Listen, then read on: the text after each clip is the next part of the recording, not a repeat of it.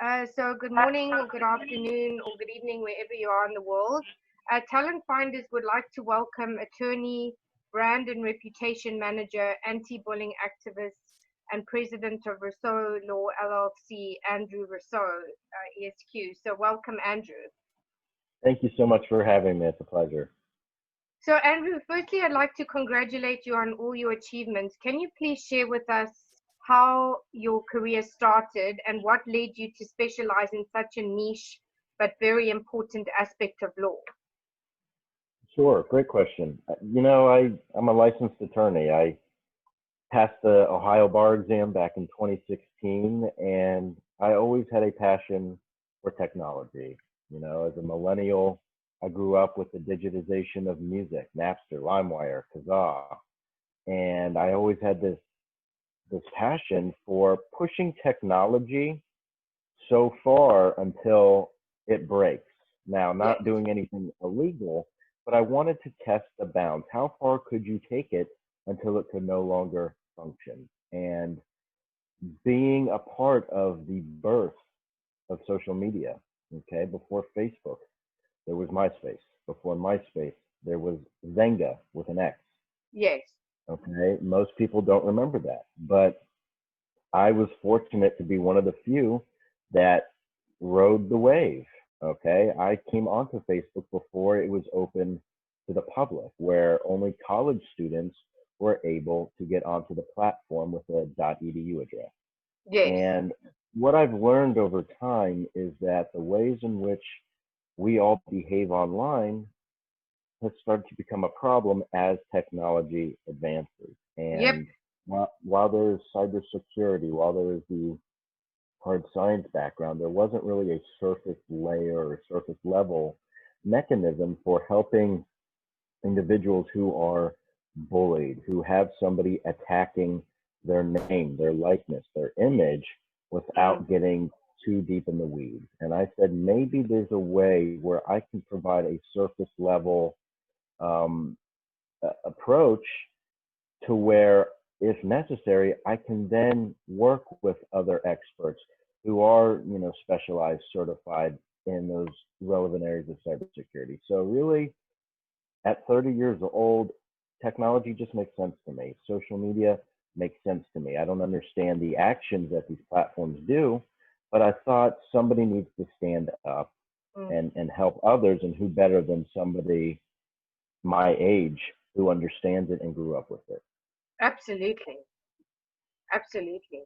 So, as you are a millennial lawyer, adjunct law professor, Hollywood media consultant, journalist, and anti-bullying activist, which is really amazing and very much needed.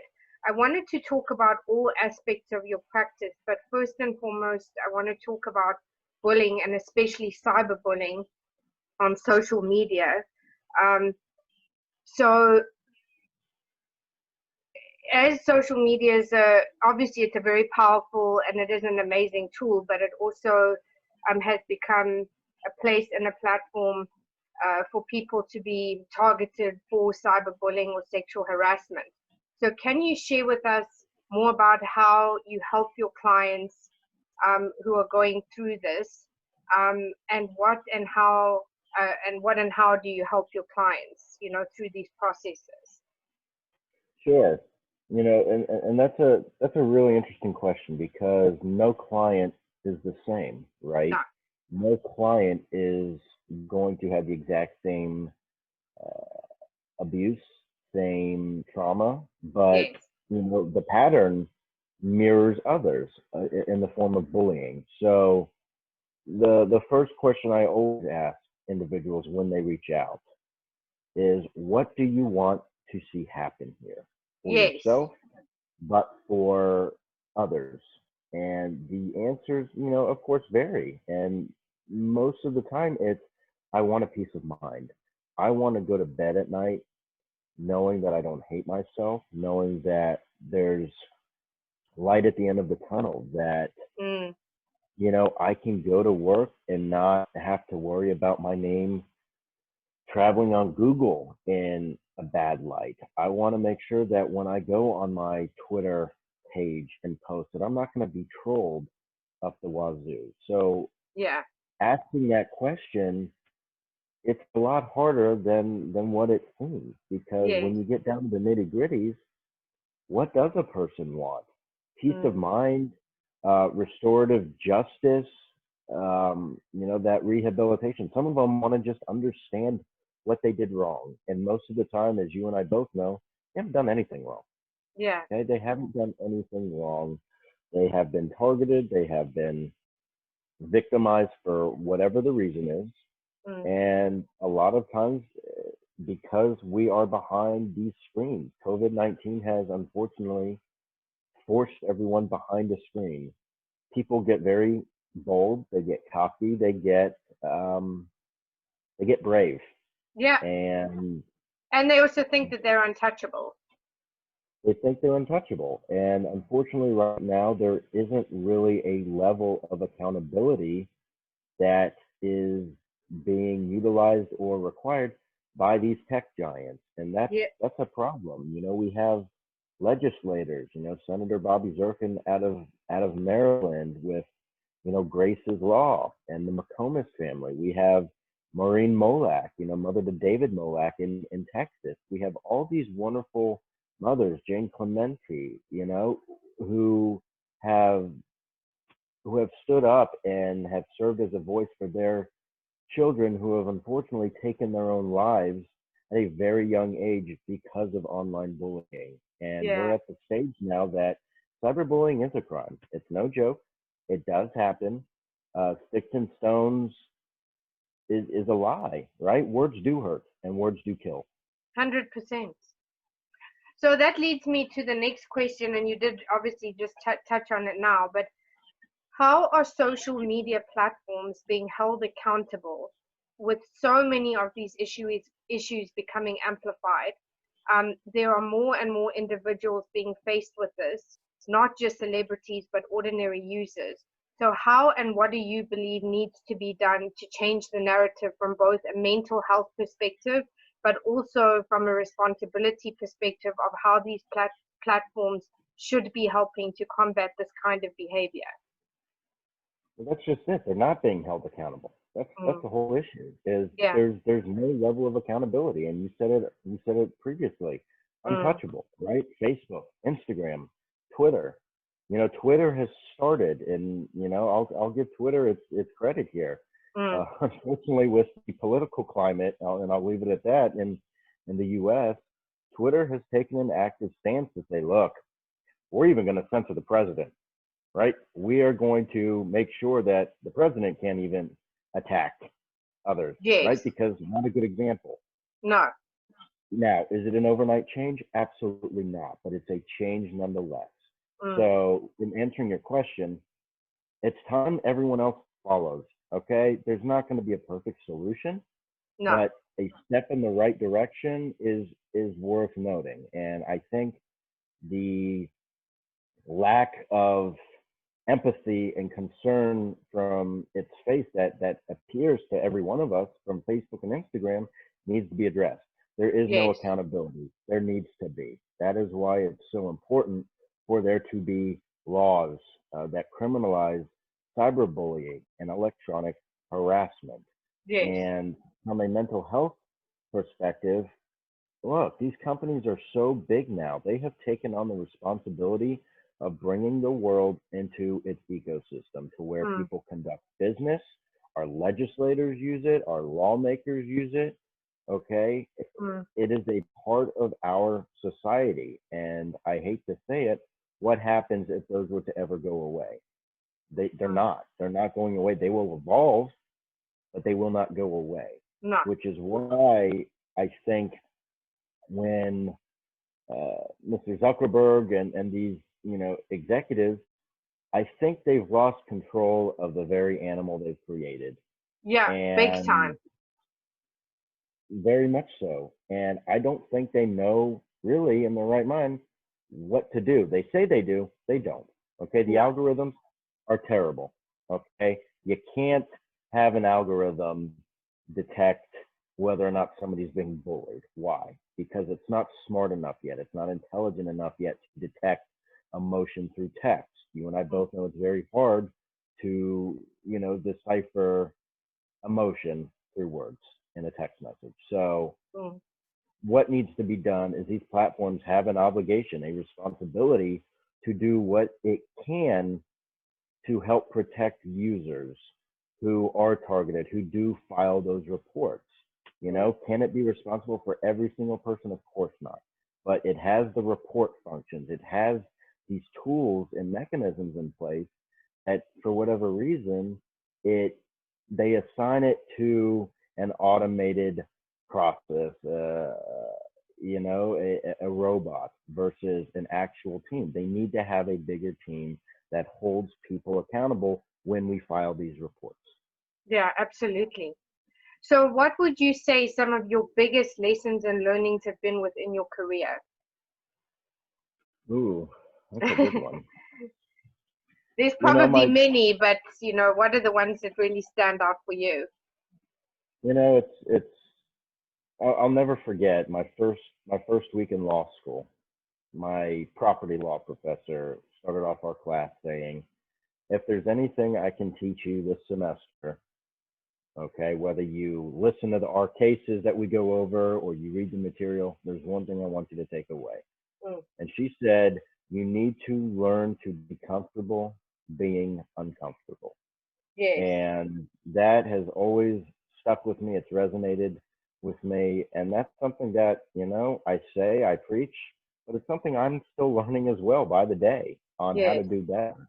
And it's learning to be comfortable being uncomfortable. Change happens, right? Mm. Change isn't always a bad thing. And in our digital age, you have to be comfortable watching things go up and down. I also think just being transparent from a Yes, media perspective. Our media is has become so corrupt, has become this animal that, again, as the reference I used before, that cannot be controlled. Who do mm. we listen to anymore? Who do we believe? Where do we go for news? Well, unfortunately, we can't go to any one source anymore, and it's a shame, but it also requires common sense, right? Yes. It's now a he said, she said, and we need to use our common sense and logic to say there are always two sides to a story, no Mm. matter what. Okay, and what the media does today in its state is gives us one side of a story, if that. What I have tried to do is take my legal background, my law license, okay, and try and inject legal ethics back into media and journalism. Yes. Okay, you don't see many lawyers as media journalists. You don't see many journalists as practicing attorneys. Why? It just conflicts. It sounds weird, right? Mm. Lawyers try to stay away from journalists. Journalists love to go out and go after lawyers for comment. You don't see them wearing the same hat, or Mm. very few. I am one of those people, and that's part of what I've tried to do. So every story that I put out there, every form of writing, there's a takeaway. It's not gossip. It is, what can you as a reader, preferably the millennial demographic, take away from this? Yes, absolutely. So, as a graduate from the University of Dayton School of Law, and an adjunct law professor, and having worked to minimize instances of poor digital hygiene while addressing the gray areas that the intersection of law and technology bring, can you share with us more about this? Sure. It was a wonderful, I mean, I don't know anyone who really, really enjoys law school, but law school at the University of Dayton, it was a good program. Okay. I really enjoyed it. And what I really liked most was their cybersecurity program, their cyberspace law program, as they call it. And I had Yes. a wonderful professor, a wonderful mentor, Susan Brenner, who no longer teaches there, but I took over for her. And what was so surprising is, when the dean of the law school had reached out, a few years back and asked if I wanted to teach, I said, why me? Right? Yes. I just graduated. There are 50 other professors there. who have more experience, who are better suited, because I've never taught in my life. I don't have a teaching background. They said that's exactly why we think you'd be good for it, because of all the work that you're doing out there. And I said, okay, when do you need me? I think this was on a Monday. They wanted me the following week, Wow. mid-semester in October. So not even mid, towards the end of the semester.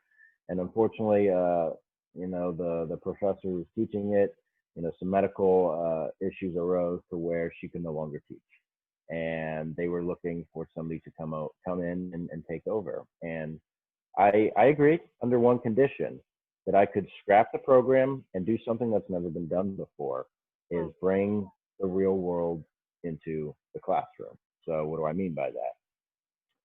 At the time, Jared Fogle, Subway, okay, the revenge porn, the child pornography case that came out, right? Jared was always on television. What I would do is take these news stories, okay, whether it's CNN, Fox, ABC, Bloomberg, whatever it is, and play these stories, these clips in front of the students, Mm. and then use a book that I found, a textbook that I found online that was as updated as it could be to our digital age, and taught law in the real world, taught internet law in the real world. So if we're learning about child pornography, right, as horrid as it is, there's only so much you can read about it. But Mm. seeing a story on it, as graphic as it is, it's it's a lot, right? Yeah, it is a But in lot. the, and it's not for everybody. And I said at the beginning, look, if you're not comfortable with this, feel free to leave. Okay, nobody's forcing you. You are paying to be here, right? Mm. But at the same time, you can't just up and walk away in the practice of law, especially with a client, if you're not comfortable, right? That's a Yeah. decision that you have to make if you take on that case. But often you may not have a choice if you're working at a larger firm, what cases that you're handled. So my job was to instill that principle of learning to be comfortable being uncomfortable, and teaching, when we're talking about the dark web and cryptocurrency, right? Well, how did it start? Well, it started with the Silk Road, right? With Ross Ulbricht. The Silk Road was the Amazon, of drugs, right? That's how Bitcoin unfortunately got out there. So how do I teach that? I happen to know Mrs. Ulbricht, Ross's mom. So being Wow. able to bring her through a Zoom, or even have her do a pre-recorded video, or answer questions for me for the class, that's that's application you don't get anywhere, whether it's a Harvard or a Yale or a Cornell. You don't get that. No. So I have taken my network that I have developed in the media as a journalist and said, hey, I think Mm. you can help here. Talk to my students. And these are resources you can't get out of a book. So No. that's what I've tried to do differently. It worked very well. To my knowledge, the students had very good reviews, and the university has asked me back. And I am grateful for the opportunity to be able to bring these resources to the University of Dayton, and to continue help keeping University of Dayton on the map. Yes, that's amazing. So, as COVID-19 has turned our worlds upside down and inside out, what and how has this impacted you on a professional, or impacted you from a professional perspective? And how have you had to adapt? And can you give us some examples? Sure. COVID-19 has unfortunately hit everybody hard in a number of ways, Yes, right? I think everybody can attest that there is something that has arisen, happened, that they did not expect, did not anticipate, but had to find a way to overcome. yes, Sounds bad, and it is, but there's also a lot of good that yes, has come out of it. A lot of lessons that I think have been learned. For me, in particular, I was able to move out of Ohio after 8 years, right? And yes. what was so wonderful about Ohio is it gave me a stage, a platform to launch my career. And with a lower cost of living, I was able to save money and do what I needed to do until I was ready for my next stage of the journey. Okay. Yes. And what COVID-19 did for me was provided me a door to where I no longer had to stay in Ohio to be able to do what I wanted to do. And that includes teaching. I'm Mm. still able to teach remotely at the University of Dayton. And the power that live streaming has done, you know, you and I right now talking through Zoom. The Yes. power of live streaming has allowed our world to expand even when it wasn't ready. You know, Yes. these technologies have been available. The problem has been there are those who are digital immigrants, as they're referred to, who did not grow up with this type of technology that are forced to either adapt and adopt or be left behind and suffer. Yes. So this for me has allowed me to continue doing what I do and working with individuals, businesses on how to keep their business going online, how Yes. to keep their name out there, right? They want to make sure that they're being seen on Google. Well, what are they doing that, you know, warrants recognition in the sense of value that they're bringing to the community? How are they giving back? So taking a holistic look at their brand, Mm. what they're doing, you know, if I can help and if I see a story there, right, I can use my journalist hat and say, look, I would love to interview you or Mm. have you on a podcast, or even better, leveraging my own network, right? That Rolodex. It's the who you know, right? Not what you know. Yeah. That's powerful. So if I can simply just make connections between two people or a business and another business, that goes a long way. Yes. So for me, you know, I've had friends who have tested positive, most of which have recovered.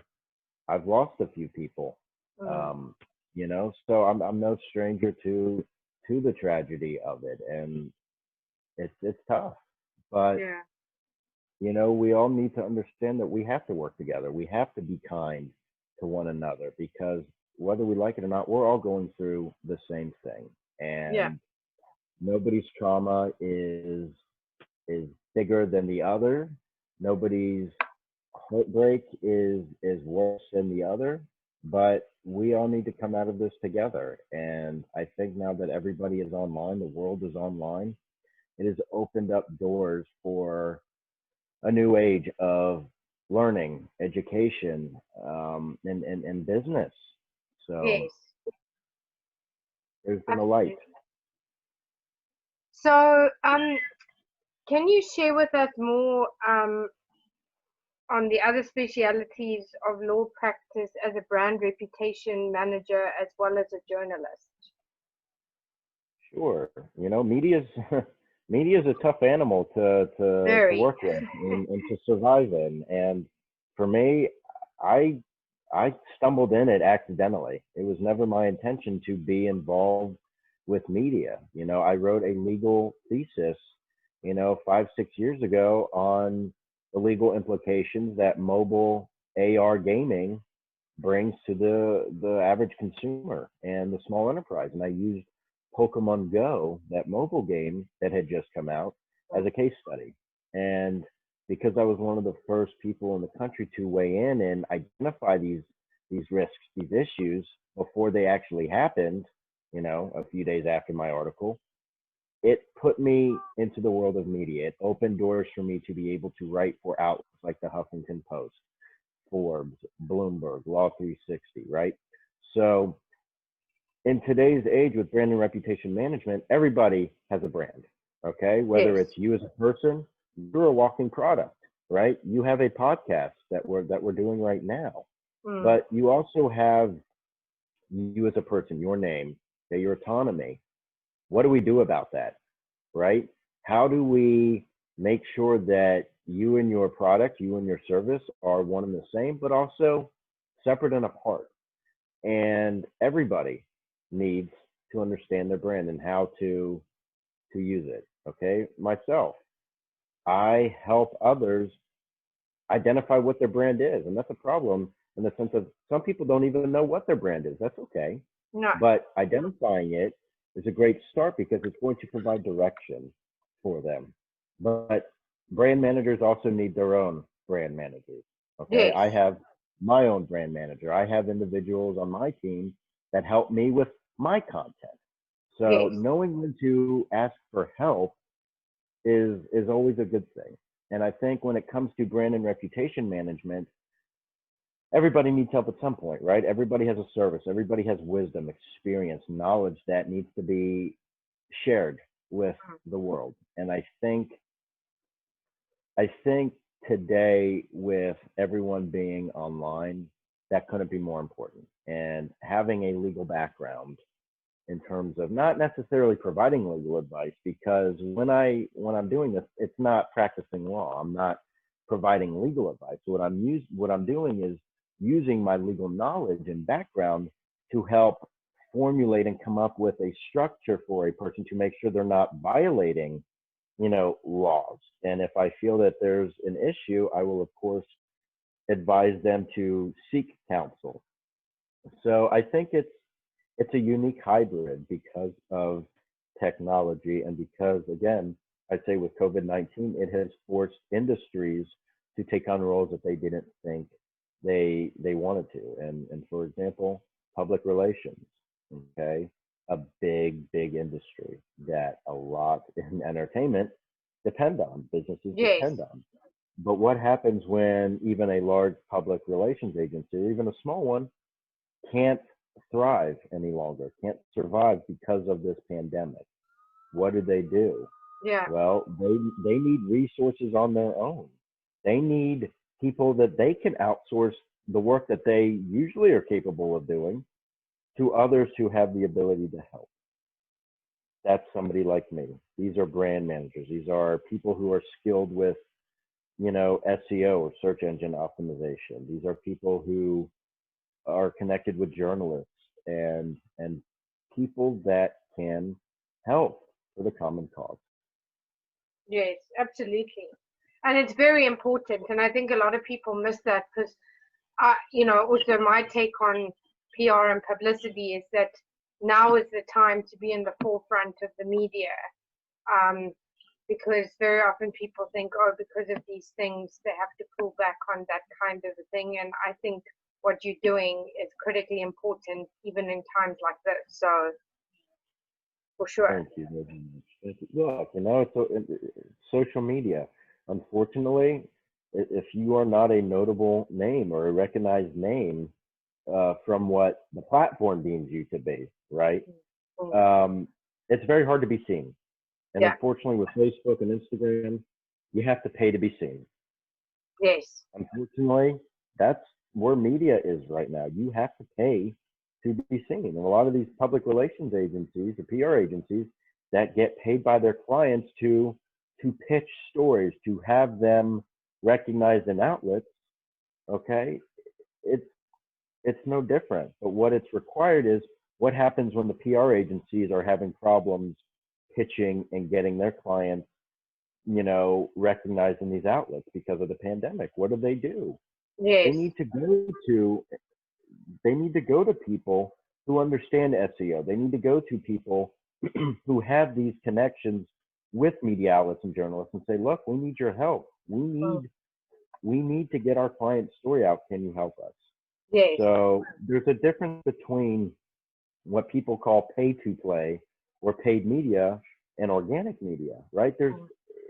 I think right now the two are starting to intersect a bit given the pandemic, but also given the direction in which social media is taking. And it's, you have to pay to be seen. Is it the right thing? I don't know.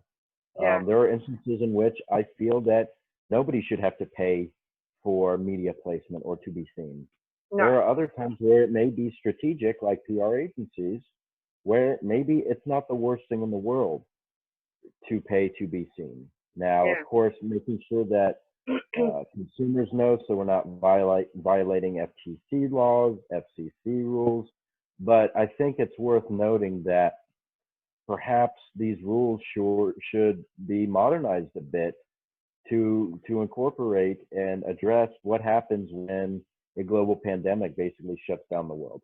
Yeah, and that's something that people really have to take into consideration. I mean, I think one of the smartest things that I, heard was Wimbledon themselves, in their insurance policy or whatever that they have, they took out an insurance policy against the pandemic. So when this, I mean, no one knew or could have anticipated, but the fact that they did that, they got paid out and they were able to pay, their staff, they were able to pay, the players and so on and so forth. So yeah, there's lessons to be learned on this for sure. And there's no right way, but there's a lot of wrong ways. Yes. And the wrong way is willfully turning an eye, turning your, I guess the expression is you turn a blind eye to it, right? Yeah. Pretending that it's not here is a big problem. And there are a lot of people here, at least in the US, that still feel that this is a charade, a made up political stunt that is now costing lives. Okay, Yeah. It's here. Okay, I've lost people from it. It's real. So Yeah. I think acknowledging that it's here, that's number one. Yes. But there's a lot of ways that we can all work together, and there's no one right way, but there are a lot of bad. 100%. So you have also featured in some top publications, Cheddar, Forbes, Fast Company, and Huffington Post, just to name a few. So how do you believe this has opened doors for you? And what do you believe the traditional media still, do you believe the traditional media still has a place and has more validity than the oversaturation of social media? And what do you believe can be done better to improve the current narrative? And I think that's a very important question, and it's a question that most people aren't asking and should. Yeah. I am so grateful to have been featured and recognized by a number of these outlets, and I try to approach it the same every time. Is that my age to me is an advantage. I'm 30 Yes. years old.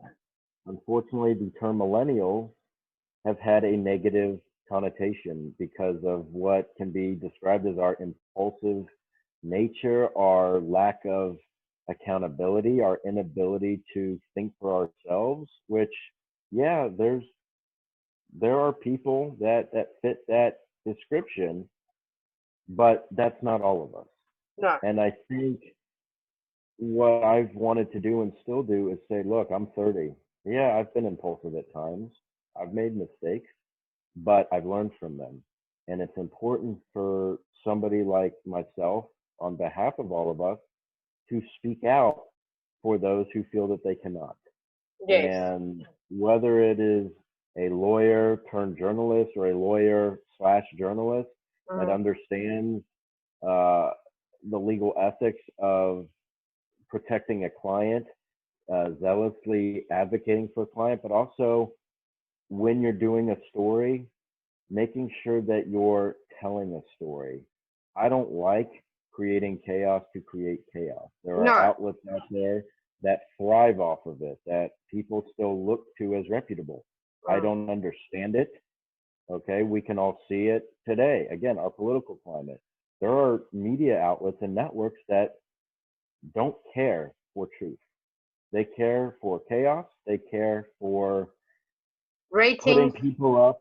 Yeah, they'd like to watch puppets play, right? Yes.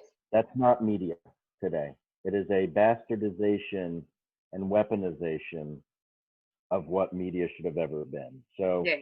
what would I do better? I think the traditional media outlet or the traditional media formula is dead. Traditional media does not exist. Okay, the media we know today, as I said earlier, we can't trust any one source.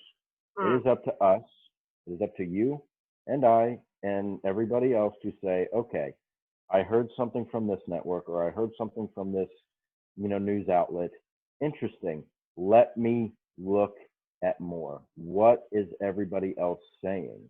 And Mm, what this does is it allows you to kind of provide a context for yourself to then say, what do I believe? What mm, do I think? What do I feel is happening here? Okay. Again, there's always another side to a story. mm. And maybe this is a good thing that our media, in a sense, has been bastardized because every network, every news outlet has their own audience. They always have their own, niche and market. Yes. So I think what we could all be doing better is just accept the fact that media isn't honest. It's Mm, not. Every media outlet has its own agenda. They have mm, their own MO, their own vision. mm. We need to take a bigger responsibility as the consumer, as the viewer, as the reader to understand this and say, I can think for myself. I am able to read, whether it's a Wired, a Time, an ABC, a Fox, a CNN, a CBS, a Bloomberg, whatever the news outlet is. Okay, I apologize. Whatever the news outlet is, I still have the ability to think for myself and make those decisions. I will not be Yes. told what to think. I will not be told that COVID-19 is a farce because I've lost friends to it. I've watched them suffer. But what I will take into consideration is what everyone is saying out there. What is the WHO saying? Okay. What is Yeah. the White House saying or not saying? What are doctors, those who are licensed and And who scientists. and scientists Yeah. who have the experience, who have the above average knowledge saying. Mm, ABC's not going to give you that. Fox isn't going to give you that. Bloomberg's not going to give you that. What they help do is disseminate information. What yeah. our job now is to decide is out of that information, what is garbage, what is not, what Yeah. is real, what is, you know, um, kind of that exaggeration. Yeah. So media needs to change for the better. And right now, I would argue that media is is not what it needs to be, and that's the polite way of saying it. Yeah. 100%. So that leads me to leadership or the lack of leadership, which is a major point of discussion. So, what do you believe is different about your leadership, and what do you believe needs to change from an entrepreneurial and global perspective? I was raised to be kind, and I was raised that you give back. Mm, Okay, I don't take before giving back. yeah. Okay, and I was very fortunate and blessed in my college tenure to study abroad. And not a lot of people have the luxury of traveling the world and seeing what life is like outside of the U.S. or the U.K. Yes. Right? Of course. Um, my junior year of college, I went on a program called Semester at Sea. I'm not sure if you've heard of it. Um, Semester at Sea is a global study abroad program that takes students of all ages. Um, I've seen people as young as 5 years old with their parents and as old as 80, 90 years old come onto this program. And we were on a cruise ship for 3 months. My particular voyage was 3 months, and we went Yes. to 12 or 13 different countries from Brazil to Ghana, South Africa, Mauritius, India, Vietnam, uh, Hong Kong, Beijing, Shanghai, Taiwan. Yes. Okay. Global competence, understanding that there is a world outside of our world, understanding that there is more outside of your cell phone. Okay. There is more outside of social media, that Mm, these third world countries have an entirely different lifestyle. yeah. Okay. How does business work? Specifically, how do laws work or differ from that of the US? So it opened me up. It opened me up to my own bias. It opened me up to my own, at the time, insensitivities, Yeah. right? And also, it's We, probably the best education you can give yourself in the sense because you're learning culturally, from, that, the way in which, like you were saying, people do business. The way they do business in Dubai is different to the way they do business in the US, or Scandinavia. So I think it's an amazing, uh, if you get the opportunity to do it, it's an amazing experience. absolutely, it changed my life. Um, and it did so by just opening my eyes. And I think, today, I guess what makes me different. That I'll leave that for those who, know me, talk with me. But in my Yes. opinion, again, at 30 years old, okay, Mm. I have a passion for law. I have a passion for technology. I have a passion for writing. I found a way to combine all three and Yes. use them for the betterment of my demographic, for my world, right? Mm. And for those who believe in what I do. And, whether it's entertainment, whether it's law, whether it's, digital money, whatever it is, I have the ability to take three hats at the same time and harmonize them. Yes. Okay. Are there times where they need to be separated? Absolutely.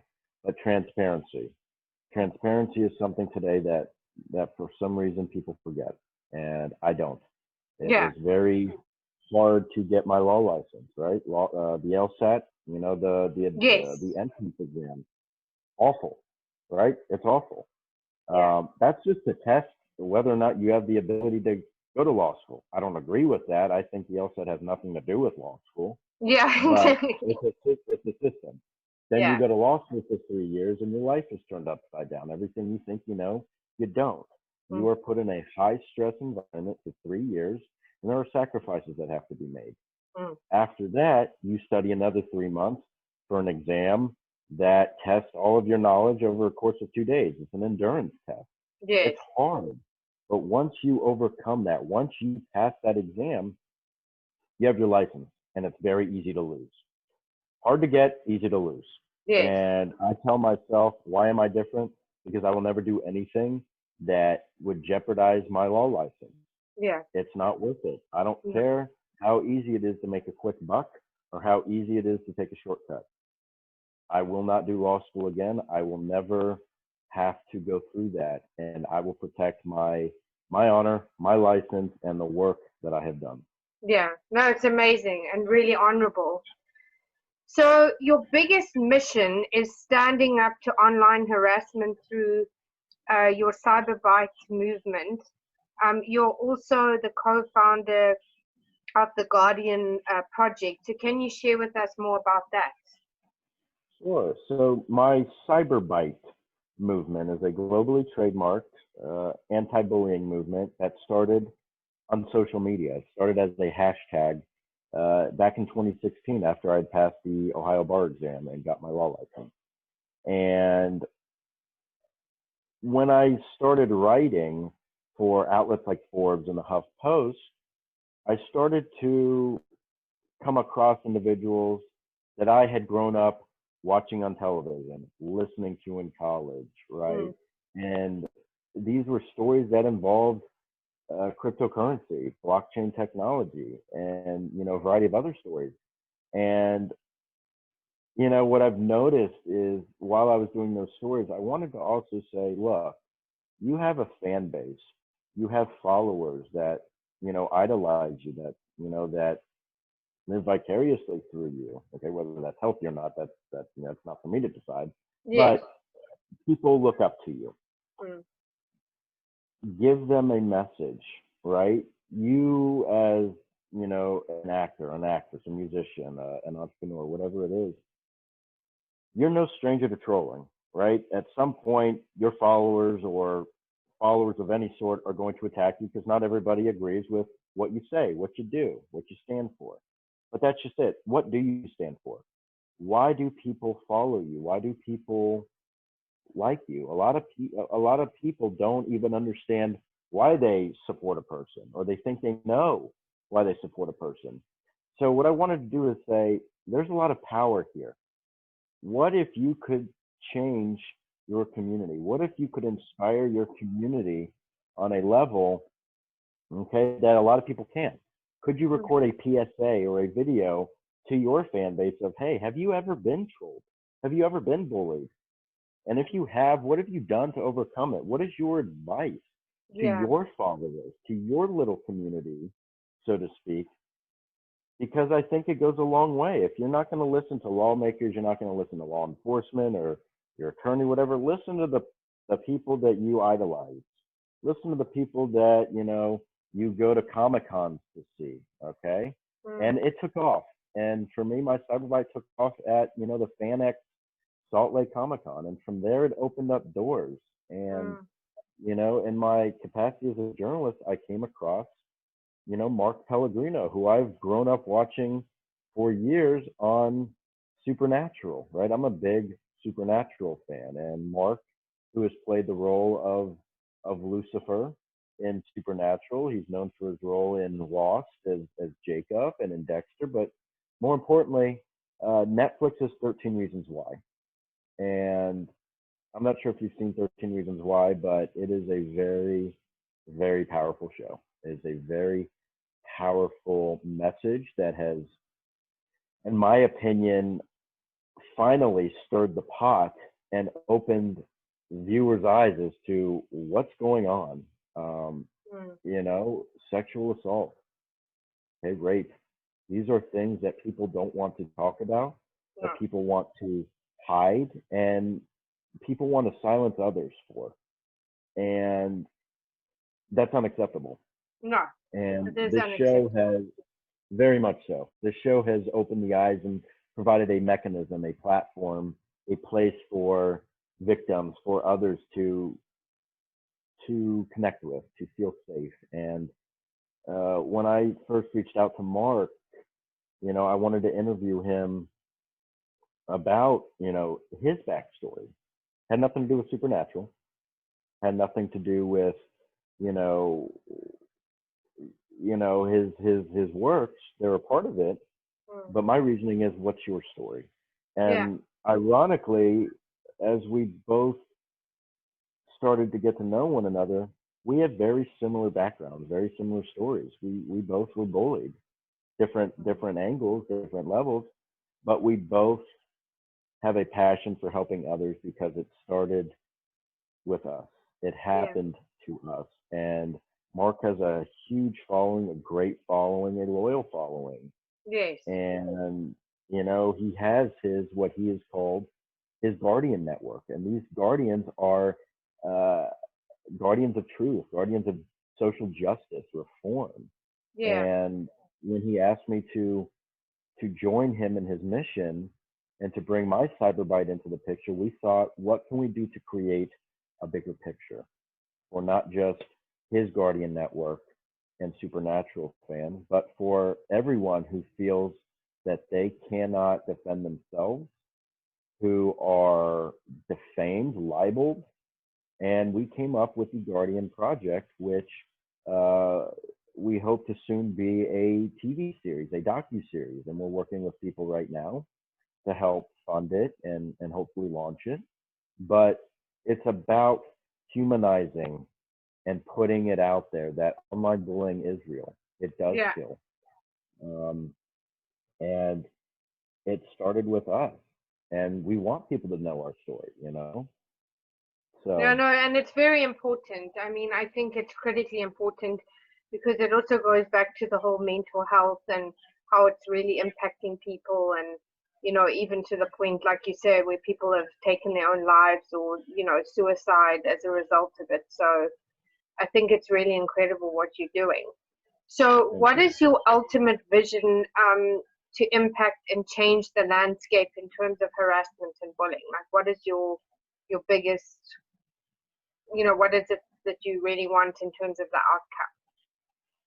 I think changing just one person's mindset and decision to target another, right? even publicly. And that's a problem is there's going to be disagreement. That's a good thing, right? Differing Yes. views sparks conversation. It forces others to think potentially in ways that maybe they hadn't thought of before. But the decision to publicly target, attack, humiliate somebody, that's a no-no. So if I can encourage, if Mark and I can change just one person's decision to publicly go after somebody versus privately message them and say, hey, I don't agree with what you're saying, or, hey, you know, I read this, what's your side of the story, right? That is a huge difference. Yes. And the ability for a victim to confront their aggressor, the ability for an aggressor to realize, oh, wow, I didn't realize that that was the behavior I was engaging in, or hey, I'm doing this because I didn't have a good upbringing myself, or my dad's always been tough on me and it was never good enough. And because of that, I don't think I'm good enough. And because I'm not good enough, nobody else is good enough. Right. Mm, So mm. there's no one way, but I think just the ability to change just one person's way of thinking for their own mental health, for others' mental health, is hopefully a domino effect. And it's not an easy thing. There are going to be people who come after us for doing this, who don't agree with us, who attempt to defame us and create narratives that simply aren't true. Yeah. Which brings us back to our earlier conversation of media is there's always another side to the story, and we need to use our logic and common sense to understand that, like the telephone, it may have started as A and somehow it's changed over to Z, Yeah. right? What was the Exactly. original story? So it's we know the environment that we're jumping into. The work that I do, I've I've been subject to defamation. I've had people record videos saying I'm a fraud. I have no idea why. Mm, Right? I don't know who they are. They don't know me. mm. Um, I get a lot of messages and a lot of emails. I do my very best to answer every single one of them. I can't Mm. always get to them, but I try my very best because I Yeah. remember what it was like when I first started out and I reached out to people and didn't get an answer. It's Yeah. frustrating. It sucks. And I try to be better than that. And I have a wonderful, wonderful support system. I have a wonderful person in my life, a significant other, Cassie, who's been just my rock. She's been the best thing for me. And, she makes me want to be a better person. And I love her for that. And she's helped me to love myself even more. Yeah, that's amazing. That's awesome. So, can you share with us cases that have been successful, that have stopped harassment and bullying, and have helped change, and have you been able to help change some laws? Sure. One case, I would say that I helped by disseminating the information, one of which is Grace's Law, I mentioned earlier. Grace McComas, her mother, Christine McComas. Unfortunately, Grace took her life many, many years ago. And Christine has been not just the mother, but the voice for Grace and for others who have lost their own against bullying. And Senator Bobby Zirkin out of Maryland has pushed and successfully enacted, thanks to his efforts, Grace's Law 2.0 for Maryland. And it is one of the U.S.'s strongest cyberbullying laws to date. Is it perfect? No, but it does a pretty damn good job. And the reason for that is it addresses it on its face. It's not just in school anymore. It follows us home on our phones, on our laptops, on our Apple Watch, on our Fitbits, whatever it is. And the ability to initially share Christine's story and to honor Grace, to keep her memory alive, Mm. so that others can hear the story is powerful. I've stayed in touch with Senator Zirkin. I consider us good friends. Um, Anything I can ever do to help him and the work that he does, anything I can ever do to help Christine and her family. And as I mentioned earlier, I name dropped Christine. Jane Clementi, who is the mother and voice to Tyler Clementi. Okay, unfortunately, he jumped off the George Washington Bridge because of something that his roommates didn't agree with. Right? They exposed him for his own his own sexuality. Right? That's not okay. No, it's not. Um, Maureen Molak, the mother and voice to David Molak in Texas. Texas now has David's Law, which requires school districts to absolutely, within, I believe, a 3-day period, report and investigate and communicate with parents anytime there's a report of bullying, right? Yes. And there's clearly a lot more that goes into that, but also there are advocates for that, right? Jared and Genevieve Padalecki from Supernatural, the stars of Supernatural, are big advocates of David's Law. They have publicly spoken out in support of it, right? Yeah. To keep with the supernatural, theme, Misha Collins, okay, who's a major character on there, has his Random Act organization, a nonprofit that, speaks out on this. So there are so many good causes out there, but everybody has their own story. So Yes. my involvement is, I may not be directly involved with the legislation, the cases, but my network, my ability to write, the power of the pen, my platforms through social media, whatever I can do to give back or to lend my voice, my platform, my byline to help tell that story, I do. No second thought. No. And for me, that's a reward in and of its own. I'm only licensed to practice law in Ohio. I can't practice anywhere else. I hope to, within the next year, be licensed to practice in Texas. But in instances where I can't necessarily practice law, or if I'm not with, a local counsel, there are other ways that I can help, and that's consulting, that is writing in my capacity as a journalist, and it's leveraging my network and connecting people and with resources. That's all I know how to do, and I'm okay with that. Yes, absolutely. So, what are the 3 key pieces of advice you would give to others looking to pursue a similar niche career in law and as an entrepreneur? And what legacy would you like to leave, or how would you like to be remembered? Sure. Look, for law, you have to want it, right? Mm. Law school, the practice of law, it's tolling.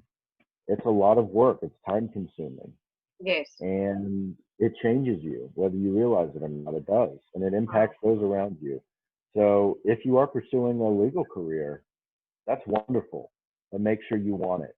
Make sure you have a reason for why you want to go into law. Okay, and everybody has a different reason. I went into it for personal reasons. The mere fact that, well, I think I'd be a good person to argue with, and my parents said I was good at arguing, that's not good enough, because you'll Yes. get burned out very quickly. You'll get burned out very, very quickly. You have to really want it. Yes. And if there is a personal reason that you have, that's all you need. And stick with it. It's hard. It is meant to test you in every way possible. But if you can get through it, you'll do so well. Yeah. Writing. Anybody can write. Everybody has a story, and it's just a matter of how to get it out there. And you're going to be told no over and over again, whether you're Yes. a journalist, whether you are looking for a journalist to cover your story, or even as an entrepreneur. You're going to fall. You're going to fail. Yes. You're going to lose money. You're going to mess up. It's okay. Yeah. It is okay. And you need to learn from it. And acknowledging that these will happen, acknowledging that you will fall, you will stumble, you will fail, you will get told no. You may not always get an email response. That's okay. Just network, meet people, learn, ask questions, and reach out to people in your network. Yes. Me, reach out to me. If I can be a resource, happy to help. Yes. But being afraid of what is to come, being afraid of what hasn't come, that's going to lead to your own downfall. And Yes. don't do that. It's okay to fall. Everybody does, because that's how you learn. and there's always something you can do better. And that's something, again, I'm learning every day. Okay. Yeah. And I guess my biggest piece of advice is don't ever settle for just being okay. And for Yeah. me, good isn't good enough. Good's for the other guy. I Yes. try to be above that. Yeah. Absolutely. And what legacy or how would you like to be remembered? Oh God, I don't even. You know what? Honest and loyal. Yeah. That's really it, because that's what I tried to be. I'm a loyal friend. I'm loyal to those who have been good to me, and Mm. I'm loyal to to people in business that I work with. I will never do anything for a quick buck. I will never do anything to take a shortcut. I believe in doing quality work, and I'm Mm. loyal to those who have been loyal to me, but also, I trust. But Yes. that requires honesty. And if you don't have honesty and loyalty in any relationship, it will not survive, business or personal. That is Yeah. the foundation. And if you don't have that, it's not good. No. So I hope people see me as honest and loyal, and Yeah. that's what I strive to be every day. Yeah. No, it's amazing. Well, thank you so much, Andrew, for joining us today and for just sharing your incredible knowledge and wisdom. So, if people want to connect with you, what are the best platforms to do so? Sure. Email's always great. Andrew at rossowlaw.com. Facebook, you can find me at CyberGuy ESQ. Mm. Instagram, the same thing, CyberGuy ESQ. Twitter is Rossow ESQ. And of course, on LinkedIn, I use LinkedIn very heavily. Okay. Connect with me. Even if you have questions, happy to answer them. If I can point you in the right direction, happy to. Yes. And I'll always answer if I can. I will never ignore. If you don't hear from me, ping me again. Okay. Yes. Sometimes people need a reminder. Yes. Absolutely. And to you, thank you so much for having me. It was a pleasure. Thank you. And hopefully we can have you back in the future. I would love that, and I'd be honored. Take care. Bye.